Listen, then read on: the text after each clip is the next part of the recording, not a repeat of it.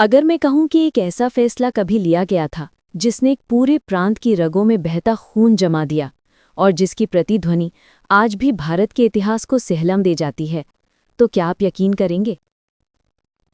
1905 बंगाल की गलियां धुंध में लिपटी थीं और उसी धुंध के बीच एक सरकारी आदेश ने लोगों की जिंदगी बदल दी। एक नाम, एक हस्ताक्षर और एक घोषणा। बंगाल को 2 हिस्सों में बांट दिया जाएगा। कहा गया ये प्रशासन के लिए जरूरी है, लेकिन जनता ने उस कागज पर लिखी स्याही में कुछ और ही पढ़ लिया, अशांति की पहली लकीरें। पर असली सवाल ये नहीं था कि बंगाल को बांटा गया। असली सवाल था क्यों? और इस क्यों के पीछे छुपी कहानी इतिहास का सबसे बड़ा रहस्य बन गई। बंगाल उस समय देश का दिमाग था, विचारों का घर, क्रांति की जन्मभूमि। ब्रिटिश शासन ने देखा युवा संगठित हो रही हैं, देशभक्ति की भावना फैल रही है, आवाजें तेज हो रही हैं। और फिर एक तेज रेखा ने खेतों, बाजारों, घरों, यहाँ तक कि रिश्तों को भी 2 हिस्सों में बांट दिया। लोग पूछने लगे, क्या ये बंटवारा हमारी मदद के लिए है या हमें कमजोर करने के लिए?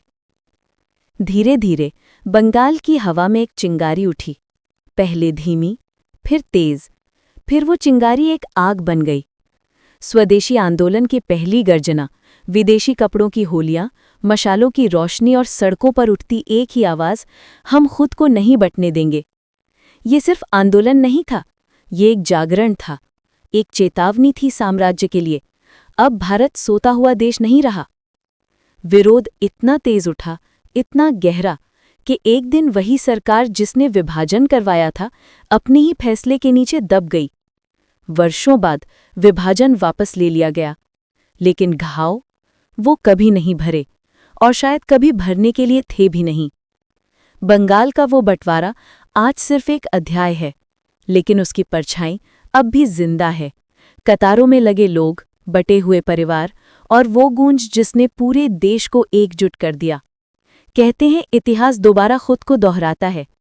सवाल सिर्फ इतना है, क्या हम उसकी चेतावनी सुन पा रहे हैं?